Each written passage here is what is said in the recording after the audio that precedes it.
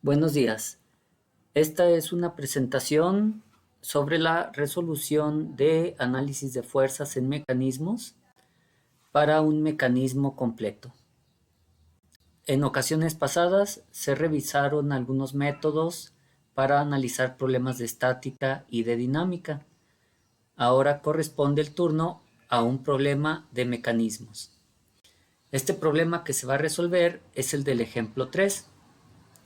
Pero en lugar de hacer el ejemplo como tal en el análisis, vamos a analizar el mecanismo general.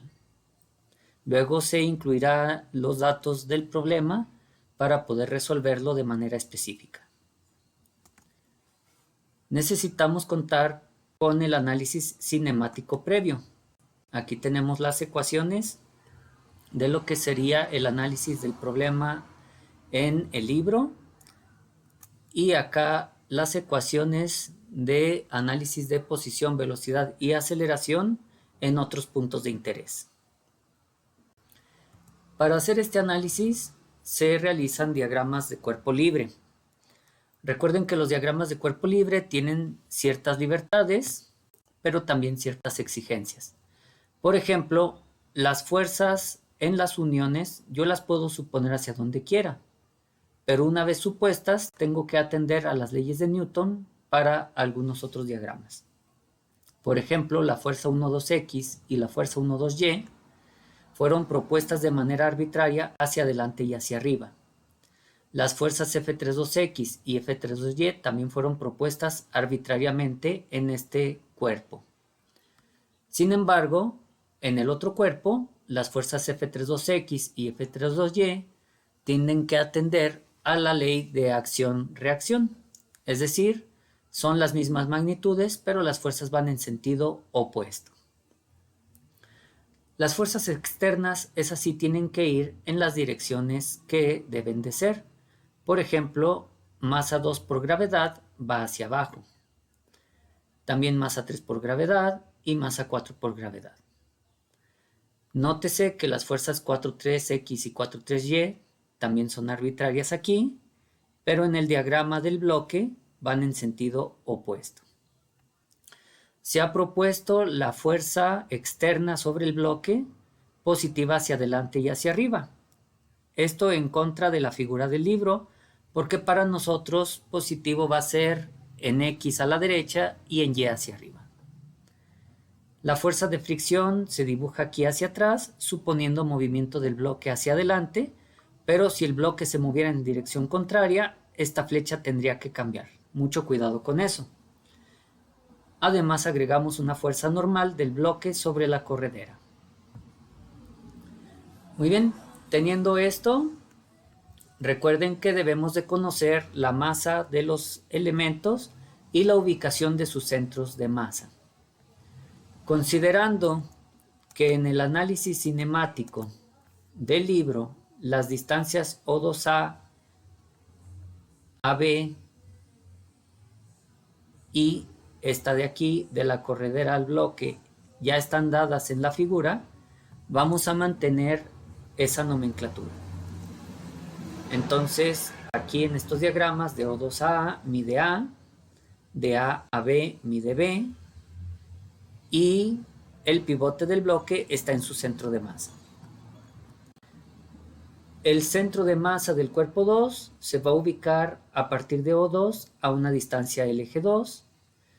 En el cuerpo 3, el centro de masa a una distancia del eje 3 del punto A. Y como ya mencioné, en el bloque, en el pivote está su centro de masa. También se ha agregado un torque de accionamiento, torque 1,2, que se supone positivo en sentido antihorario. Teniendo eso en cuenta, se pueden hacer sumatoria de fuerzas y de momentos en el primer cuerpo. Aquí nosotros estamos respetando positivo a la derecha y hacia arriba y negativo en caso contrario para las sumas de fuerzas. Y en la suma de momentos se está atendiendo la regla de mano derecha. Además, debe notarse que la suma de momentos la hacemos en el centroide del cuerpo, por lo que el momento de inercia a considerar debe ser el momento de inercia calculado en el centroide. A partir de aquí, vamos a pasar estas ecuaciones a formato matricial. Debe notarse que la ecuación que está iluminada en rojo es exactamente lo mismo que se aplica arriba en la multiplicación matricial. En el caso de la ecuación en Y, M2 por G es en realidad una cantidad conocida, por lo que en la ecuación matricial se pasa como más M2G hacia la derecha. Tenemos aquí también la de la sumatoria de momentos. Hacemos lo mismo para el resto de los cuerpos. Aquí tenemos la sumatoria de fuerzas y sumatoria de momentos para el cuerpo 3.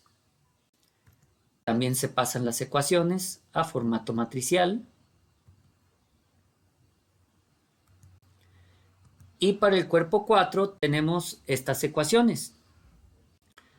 Aunque la última ecuación, sumatoria de momentos, solamente me serviría para conocer la distancia a la que se encuentra la normal respecto del centro del bloque o respecto al punto B.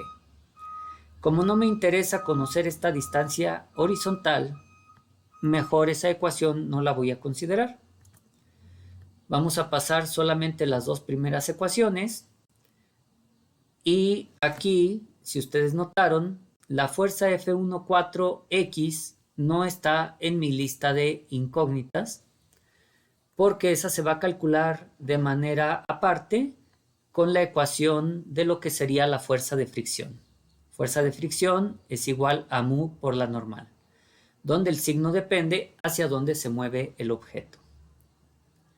Aquí se considera ya en el programa computacional que se use mejor la función signo para determinar el signo que debe de tener este componente.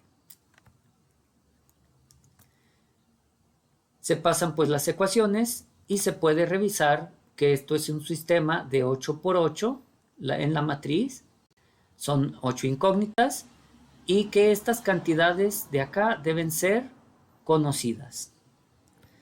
Así, esto se implementará en la computadora para resolverse con funciones como LinSolve o LinearSolve de algunos software. Aquí tenemos un ejemplo de lo que sería el código para la implementación de esta parte de análisis dinámico en una computadora. Estos son los resultados obtenidos que se pueden comparar contra los resultados del ejemplo de este problema.